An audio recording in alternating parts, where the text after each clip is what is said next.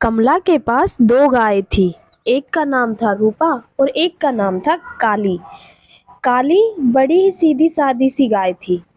कमला जो कुछ भी उसे खाने के लिए डालती वे बड़े चाव से और खुश होकर खा लिया करती थी और खूब सारा दूध दिया करती थी। उसे अपने आप पर बिल्कुल घमंड नहीं था, लेकिन रूपा को अपने रंग रूप पर बहुत घमंड था और वह सिर्फ बादाम ही खाया करती थी। घास फूस की तरफ तो देखती भी नहीं थी और उसके बादाम खाने से दिन पर दिन वह सोचती थी कि उसके रूप की वजह ये बादाम है और उसे अपने इस रूप पर बहुत घमंड था। और अब दिन प्रतिदिन बादाम के दाम बढ़ते जा रहे थे, जिसकी वजह से कमला बादाम नहीं खरीद पा रही थी। तो वह रूपा को समझाने की कोशिश करती है और कहती है, अरे ओ रूपा, रूपा मेरी माँ, कुछ घास फूस की तरफ भी देख लिया कर।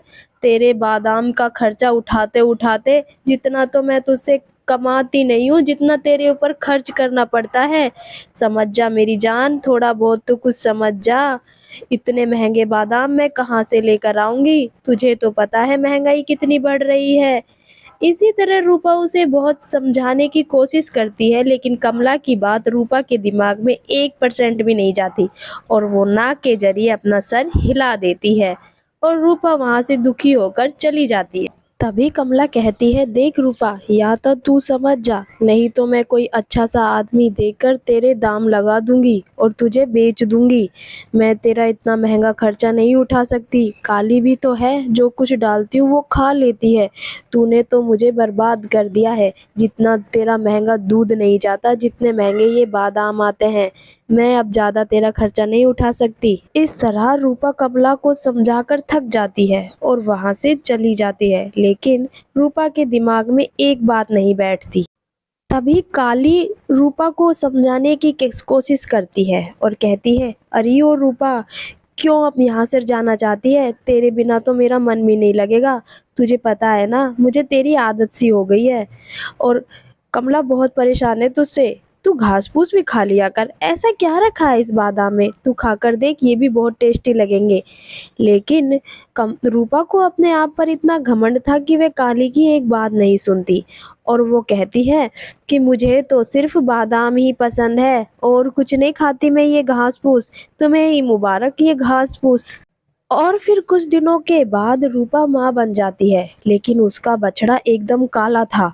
ये देखकर रूपा को बहुत दुख हुआ और बछड़े के जन्म लेने के तुरंत बाद ही रूपा घास फूस सब कुछ खाने लग गई, जैसे तो कोई चमत्कार हो गया हो।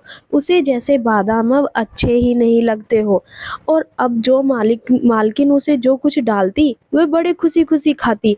ये बात देखकर कमला बड़ी खुश होती है और उससे कहती है, अरे ओ रूपा, तुम तो बहुत बदल गई।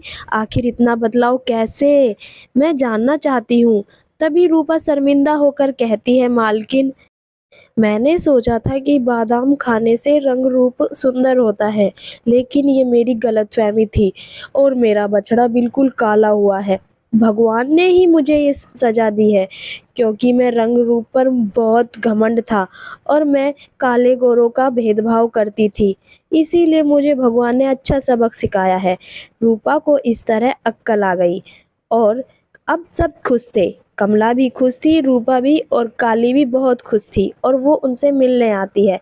अगर हमारी वीडियो अच्छी लगी हो तो प्लीज़ लाइक शेयर सब्सक्राइब करें और हाँ फ्रेंड्स, काले गोरों का भेदभाव ना करें। धन्यवाद।